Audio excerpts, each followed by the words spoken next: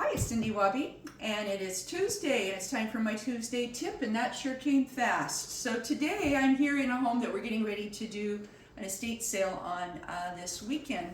But before I was here, I was checking in on my partner over on our staging project. I mentioned earlier this week that we are staging a model home for a new development, and sometimes we do staging for new projects where we're working with a blank slate, an empty palette. And sometimes we are asked to come in and stage homes that are being lived in and furnished. Quite often a realtor will call and say, can you come over and help my homeowner get their house ready for market? And we do that as our schedule allows. So we're in a season right now where people are making moves, either coming or going, and we are getting calls for people who are getting ready to place their house on the market and asking me to come and do a walkthrough with them. And I thought I would give you just a couple of tips about how to prepare your house for market, specifically when it comes to staging your home if you are still living in it. And it's always really disappointing to me when I go on to Zillow or Realtor.com and I see homes that have been photographed and listed for sale, and clearly the homeowner has not gone through and cleaned up their home or put things away, and also the pictures are lousy. And I don't know who to throttle first: the homeowner for being sloppy, the photographer for taking pictures anyway, or the realtor for letting it happen. Because I should not, when I'm looking at pictures of your home that you're trying to sell, I shouldn't see a dish towel hanging over here or a wet dishcloth hanging from here. I shouldn't see pictures of your bathroom and know what kind of hair care products you use. I shouldn't see your toothbrush, and I shouldn't be able to tell you what kind of toothpaste you're using. When I see pictures of a bedroom, there should be some care placed in how the bed is. You don't just throw a comforter over and toss a pillow on and call it good. There shouldn't be shoes peeking out. If you're gonna take a picture of a walk-in closet, take the time to make sure that all your clothes are very nicely hung up. It shouldn't look disheveled with things falling out over the top. Those things matter. Over 80% of the people who move to our community here and to purchase a home are coming from outside of the state of Oregon.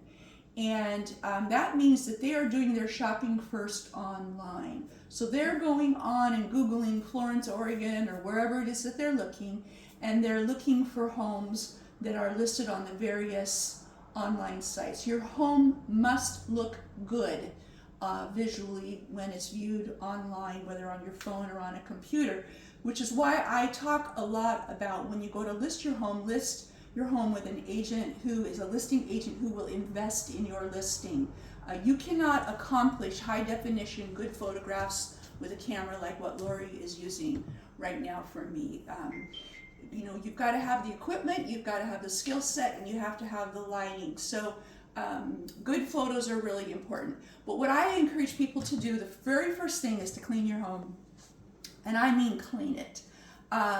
Your house should look clean, and it should smell clean when somebody walks in. So don't think you are fooling anybody when you put a Glade plug in or in the outlet, or you have Febreze everywhere. Your house needs to look and smell clean. Your house should be decluttered.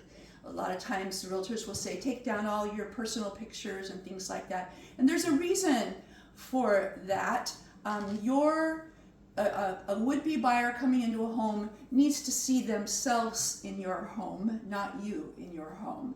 And so one of the first places you should address is your kitchen. Now, we've set this kitchen up here to get ready for an estate. So obviously we've got stuff all over, but you would be surprised at how many homes that I see that are for sale that people have left out the toaster, that everything is here. Maybe there's a butter knife or a butter dish left on the counter. I mentioned towels hanging from the towel bar here on the stove, or a dirty dishcloth or things like that. Declutter your counter. When you have your counter in your kitchen filled with appliances and all the stuff of life that you use every day, and we all do, okay? That visually says to someone, oh, that's a small kitchen. there's not enough room in that kitchen for all of their stuff. I'm not going to have enough cupboard space in that house, and it's true. This is a great house that's going to go on the market fairly shortly. It's got lots of cupboard space and cabinet space here and whatnot. But still, when we walked in to get ready for the sale, there were all sorts of small appliances and things all over that these folks used in their everyday life. So your house needs to be camera ready. So address your bathrooms, your kitchens, and then go into your cabinets and your closets and declutter them. If you've got to get tubbies and shove everything into tubbies and put them into storage, do it. But your house needs to be edited and pared down. And invariably, when we go into a house to edit it and fluff it and get it ready for photographs, we remove about 30% of the individual's personal items in that house. I remember years ago, a local realtor here that I work with a lot asked me to come in and stage a home, and that home was very stylized.